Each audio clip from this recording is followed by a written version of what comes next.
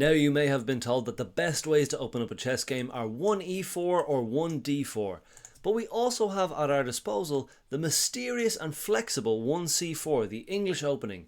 It's a lot of fun, it's got a nice little strategy packed into it, and very flexible. I've been playing it a lot lately, let's find out how it all works. So before we look at the most common responses from black, let's just take a general look at the shape that the English opening is going to take. So the most common homes for your pieces in the English are you're going to put your knight here on c3, and you're going to fianchetto your kingside bishop. And the strategy that is often very much baked into the English is light square control. So again, you got your knight staring at here, you got your bishop ranging down here, and with those two pieces set up, you can be a little bit flexible with where you bring this bishop. Oftentimes what you'll do is you'll set up kind of a queenside attack here with a3 and b4. Just going to kind of storm up here, and as black brings out their pieces on that side, looking to soften this up so that this bishop becomes more and more effective. Oftentimes you might even bring your queen out here, you bring your rook here onto the b file. So it really does have a queenside focus, but the English can alter a little bit based on what your opponent does, and we'll look at some of those responses shortly. But I just wanted to give you a general overview of the plan, which is knight here, bishop here, control this square, particularly this diagonal.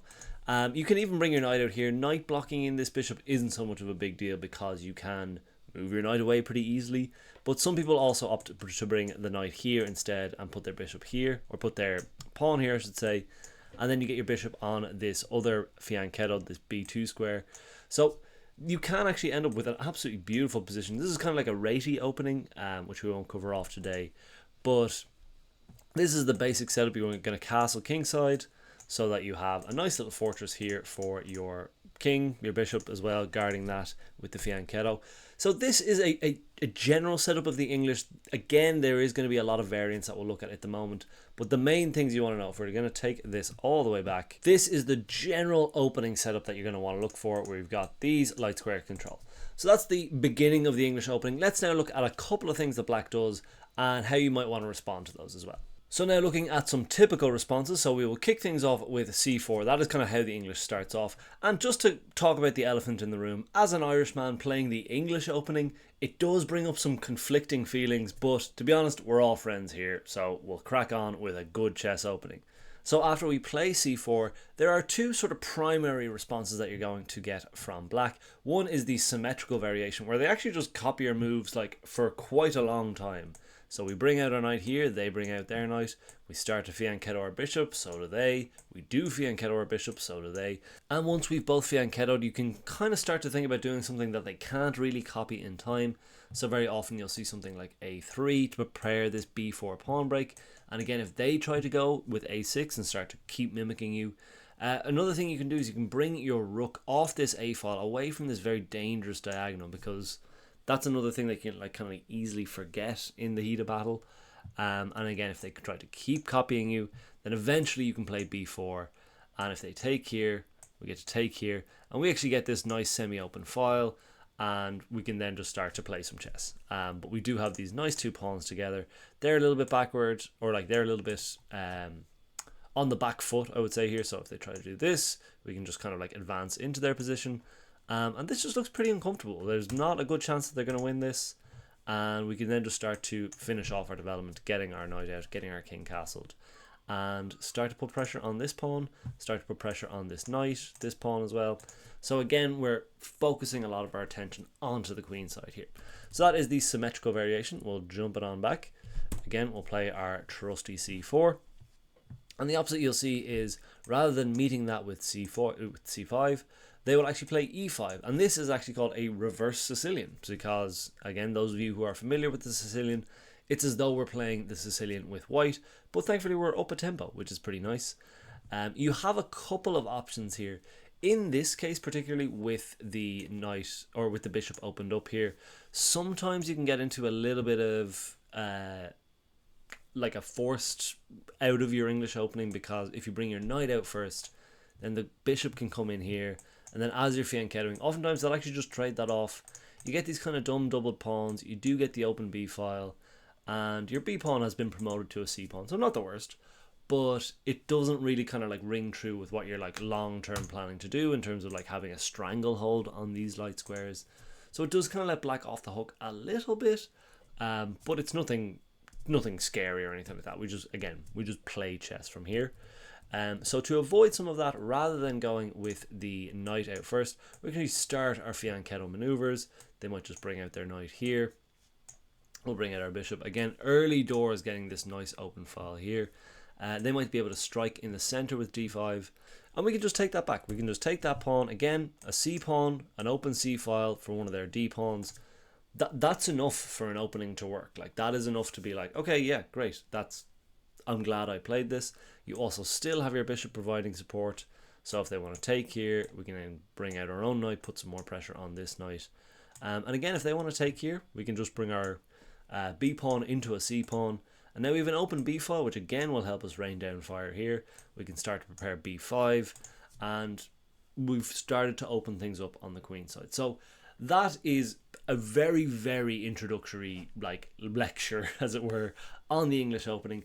It's a lot of fun, and I would say it's very interesting as an opening to play, because you do tend to throw people off with this c4 move. The amount of times you or I have faced e4 or d4, and then we have our e4 or d4 responses, and then you get in, and maybe the first 10 moves, maybe the first 5 moves, you know what you're doing. The reason I started looking at this opening was because people kept playing c4 against me, and I went to pieces. I went to absolute pieces, didn't know what I was doing, and just by them knowing, having a plan, being sharper with their moves, with their developing moves that service that plan, put me on the back foot right away. So I would recommend you do that to your opponents, which is what I've been doing in my recent couple of games. I'm going to show you one game that I played just because there's an exquisite checkmate at the end that I ended up getting, but it was one of my first forays into the English, and that is this game, a recent rapid game I played in the 1800s. Starts off, as I say, with our trusty English, and one thing I really do like about the English, and you'll see here I started doing my fianchetto, but I was kind of thrown off against this d5 move early doors. It's not one that I had prepared for, it's not one that we covered in the video, but I think the beauty of the English is having that internal plan of okay, light square attack, queen side attack. We know where our bishop or where our pieces are largely going to go. Even when you get off book, which is going to happen most games, your opponent isn't going to play ball with the openings we covered. It's actually a very natural opening, I found, particularly when you know, okay, we're heading down the queen side, and we're going to prepare some pawn breaks when we can. So we just take that pawn. Again, a c pawn for a d pawn is okay by me. We end up getting that open c file. We develop our bishop, we develop our knight, we develop our other knight. All pretty standard stuff, very natural stuff here, but we're still fighting for an advantage. We're still fighting for an easier position here. And this d4 push, a little bit speculative. I just wanted to kind of chomp off this bishop because I was afraid of knight coming in here, bishop chowing down on that f2 pawn. However, the computer liked it if we just did one move here. We just go bang and do a little d3 maneuver. It didn't happen in the game, so we continue on. Bishop drops back, we castle, we just get developed, all pretty standard stuff. And again, that the d4 push allowing us to develop our bishop and pin this knight, which is all well and good. And again, we start to squeeze a little pressure on the king side or queen side by bringing our rook to the open file that we were able to get right out of the opening. We start to push on with our a and b pawns, which are often forgotten in games. A lot of games you'll see, particularly in kind of the 1400 to 1800 range, A and B pawns, sometimes they never move, so it's good to put them to good use. We get the queen over to the queen side where she is happiest. That's not true, I just said it because it has queen in the name, but just to protect this pawn here. Knight comes in, we get our own knight out of the way, put a bit of squeeze on this bishop here, that's absolutely fine. Get our knight into this lovely gorgeous c5 square, basically forcing the trade here. And now we've got a nice little open file for our queen, staring at this very, very weak pawn. These two pawns, which are not being attacked at the moment, they can be fortified as well if we wanted to play e3 at a later date. But we never actually had to, because the pressure that we were hammering down on the queen side, and again, our strategy of having our pieces look toward the queen side, eventually pays off. Our opponent slips up, and they leave the back door open, and we're able to creep on in and capture that pawn on b7, and that's actually going to be their undoing. We're able to capture another pawn there on c6, and now they're in real trouble because that's two pretty crucial pawns. We are now going to have two, or a pawn here that is going to potentially threaten to promote in the end. They tried to get a little bit of counterplay against our weak pawn here, but we're actually able to defend that again and attack their queen with a little bit of tempo. They bring their queen into an attack. We attack their queen with our knight. They bring this forward. We trade off this beautiful knight, to be fair. And this bishop, so often the like centerpiece of an English game. The English bishop is actually what they call it. I realise he's actually really not going to get out of jail here. And this knight is an absolute behemoth, causing us all sorts of headaches. So I say, look, you know what? We're going to trade it off. That's no worries with me. There's also a tactical reason, is that this knight was the only one defending this bishop. So that means we're up 5 points of material. The 2 pawns that we claimed here, and now the bishop from that little tactical maneuver. Bishop slides in here to attack this rook. I was actually pretty happy with this because we realised we actually have a ton of pieces aiming at this king. This rook isn't really doing a whole heap in pile, and if they want to trade off this exchange, the bishop for the rook, I'm actually kind of happy to do that. So we actually just take the pretty key e-pawn there, allow them to take the rook, we capture back the bishop. Queen moves in here for a little bit of chicanery. I still think we're up now 4 points of material, so I'm happy enough to trade off queens. They don't want it, they're going to grab a pawn there on the queen side, but now we're thinking checkmate. So we start to push our 2 pawns here. Look at this, actually like open goal. They've got the 2 rooks here at home that can try and stop them, but like to have your 2 rooks committed entirely to just stopping pawns promoting is music to my ears, because I can just continue on with my attack while your 2 heavy boys are tied down. Now this ends up being a little bit of a race because they do a really good thing of just keep pushing their A pawn, their own passed pawn, and I took a pretty cavalier approach. I was like, I think we have enough pieces here that we're going to cause more problems for them going forward than they will in our own homestead. And that actually ends up being true because we actually find a lovely little checkmate here. Queen comes in here. Already the king is running out of squares. He has to go here. So he jumps in here. That's forced. Rook slides across, pushes the bishop over here. This was one that I really love. This little move here. C6. This is defended by the knight. This is defended by the bishop. The knight is defended by the rook. The king has to wade back into the terror zone.